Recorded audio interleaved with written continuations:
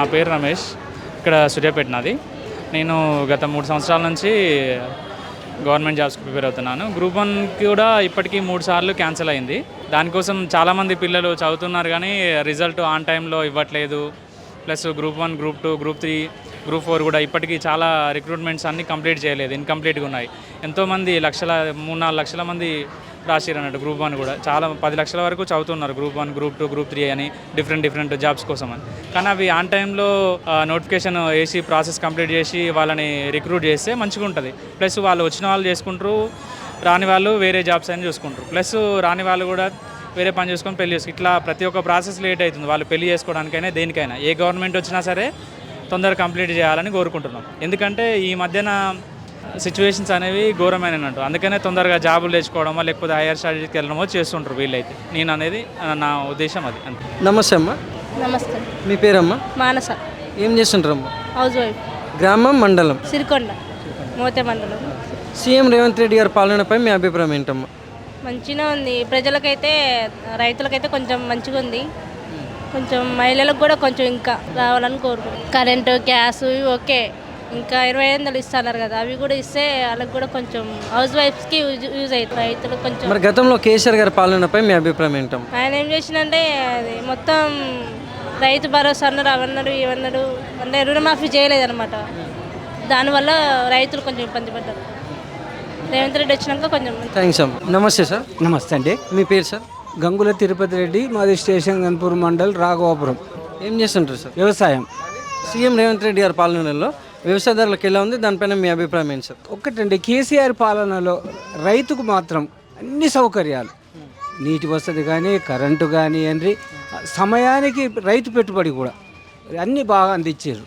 ఉత్పత్తి కూడా బాగా చేసినాం. మేము అంత సంతోషంగా ఉన్నాము. మాకు మాత్రం అప్పుడు మాత్రం చాలా రైతుకు అనుకూలమైన వాతావరణం ఉన్నది. రైతుకు ఏ కానివ్వండి, పరికరాలు కానివ్వండి, పనిముట్ల వస్తువులే కానివ్వండి, అందుబాటులోకి సీజన్ అంటే కాల పరిమితులు, సీజన్ల అందించారు. ఎరువులు ఏదైనా, విత్తనాలైనా మాకు రైతుకు మాత్రం అందుబాటులో ఉండే అప్పుడు. ఇప్పుడు ఏది కానీ కొద్దిగా రైతుకు మాత్రం కరెంటు సప్లై సరిగా లేదు. మా దగ్గర స్టేషన్ కనుపూర్లో నీటి వసతి పూర్తిగా కాలువలు వస్తలేవు, నీళ్ళు వస్తలేవు. అప్పుడు మాకు నీళ్ళు వదిలేదు. ఇప్పటికి మాత్రం చాలా భేదం ఉంది. రైతు బంధు వచ్చింది అప్పుడు ఎక్కువ, ఇప్పుడు వస్తలేదు. రైతు బంధు వస్తాయి. నమస్తే సార్. నమస్తే అండి. మీ పేరు సార్? నా పేరు గిలకత్తుల రమేష్. ఏం చేస్తుంటారు సార్? నేను కళాకారుణ్ణి. గ్రామం, మండలం? తిరుమలగిరి, సూర్యాపేట డిస్టిక్. సీఎం రేవంత్ రెడ్డి గారి పాలనపై మీ అభిప్రాయం ఏంటి సార్? వాస్తవానికి ఏంటంటే సీఎం రేవంత్ రెడ్డి గారు ఎన్నో హామీలు ఇచ్చి అధికారంలోకి రావడం జరిగింది. ప్రజలు కూడా సరే అప్పుడు కేసీఆర్ చేసిండు, దానికంటే మించి ఈయన చేస్తా అంటుండు కాబట్టి ప్రజలు నమ్మి రేవంత్ రెడ్డి గారికి ఓటేసి గెలిపించడం జరిగింది. అయితే ఇచ్చిన హామీలు మర్చిపోయి ఏవేవో హైడ్రా అని చెప్పి ఇంకేదో చెప్పి ప్రజల్ని ఇప్పటి వరకు సంవత్సరంన్నర గడుస్తూ ఉంది. ప్రజల్ని మభ్యపెట్టుడే తప్ప సంక్షేమ పథకాలు కానీ, ప్రజలకు కావాల్సినటువంటి ఉపయోగకరమైన అవసరాలు కానీ ఇప్పటివరకు ఏం జరగలేదు. ఇచ్చిన ఎన్నో పథకాలలో ఒక ఫ్రీ బస్ ఒకటి అమలు అవుతూ ఉంది. ఆ బస్సు, ఫ్రీ బస్సు కూడా మహిళలు చాలా వరకు ఛార్జీకి లేని పరిస్థితులు ఎవరు లేరు. విషయం ఏంటంటే ఈ ఫ్రీ బస్సు కూడా మహిళలకు అవసరమైనది కాదు. రేవంత్ రెడ్డి గారు ఇచ్చిన హామీలు మర్చిపోయి ఏవేవో మాట్లాడుతూ ఉన్నారు. ఖచ్చితంగా రేవంత్ రెడ్డి పాలన ఫెయిల్యూర్ అయింది. మరి గతంలో కేసీఆర్ గారి పాలనపై మీ అభిప్రాయం ఏంటి సార్? చాలా అద్భుతంగా ఇచ్చిన హామీల కంటే ముఖ్యంగా రైతులు, పేదలకు న్యాయం జరిగే విధంగా ఇచ్చిన పథకాలను అమలు చేసుకుంటూ ఏదో ఒకటి రెండు ప్రభుత్వం నడుస్తున్నప్పుడు ఏదో ఒకటి ఫెయిల్యూర్ అవుతుంది. కానీ కేసీఆర్ ప్రభుత్వమే చాలా అద్భుతంగా ప్రజలకు, పేదలకు న్యాయం చేయగలిగింది. నమస్తే అమ్మ.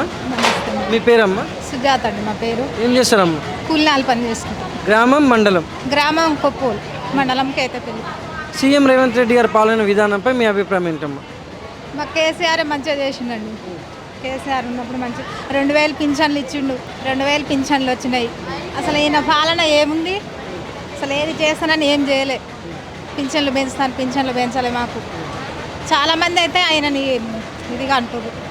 కేసీఆర్ ఉన్నప్పుడు మంచిగా చేసిండు. రుణమాఫీలని కేసీఆర్కి ఇట్లని. మరి గతంలో కేసీఆర్ గారి పాలనపై మీ అభిప్రాయం ఏంటమ్మా? మా కేసీఆరే మళ్ళీ రావాలనుకుంటున్నాం. మాకు మంచి చేసిండు, మాకు మంచి అనిపించింది, మాకు అనుకున్నాయని ఇచ్చిండు. రుణమాఫీలు అయినాయి, మాకు ఏది లేదు మాకైతే. नमस्ते अम्मा, आपका नाम क्या है अम्मा? मुमताज़ आपका काम क्या है मैम? नए housewife. CM Revanth Reddy साहब का काम कैसे है मैडम? अच्छा है, गुड।